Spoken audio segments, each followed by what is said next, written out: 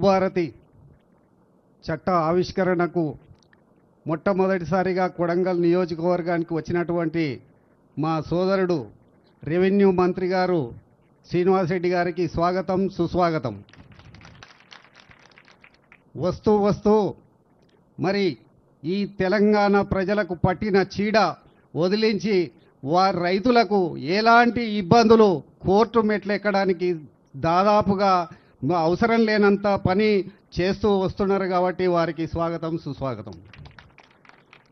అలాగే వేదిక మీద ఉన్నటువంటి మిత్రులు, ఎమ్మెల్యేలు, శాసనసభ్యులు, మరి ఉన్నతాధికారులు, వచ్చినటువంటి ప్రతి ఒక్కరికి పేరు పేరున నా యొక్క హృదయపూర్వక నమస్కారాలు. మరి ఈ ధరణి అంటే ధరణి తెలంగాణ ప్రజలను ఎన్ని ఇబ్బందులు పెట్టిందో మీకు అందరికీ తెలుసు. కానీ ఒక్క కుటుంబానికి మాత్రం ఆదాయాన్ని తెచ్చిపెట్టింది. ఆ కుటుంబమే కేసీఆర్ కుటుంబం. మరి ఆ ధరణి పోర్టల్ ద్వారా మరి కేసీఆర్ కుటుంబం మరి లక్షల కోట్లు సంపాదించిందని చెప్పి మరి ప్రచారంలో ఉంది.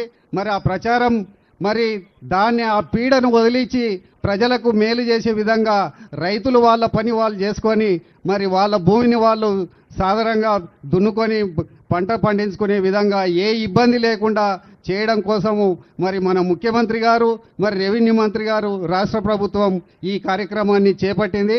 ఈ కార్యక్రమం దిగ్విజయంగా ముందుకు పోవాలని చెప్పి ఆకాంక్షిస్తూ నాకు ఈ అవకాశం ఇచ్చినటువంటి పెద్దలందరికీ నా హృదయపూర్వక నమస్కారాలు. ప్రపంచంలో ఏ మూల ఏ క్షణం ఏం జరుగుతుందో వేగంగా తెలుసుకోవడానికి తొలి వెలుగు వాట్సాప్ ఛానల్ని ఫాలో చేయండి.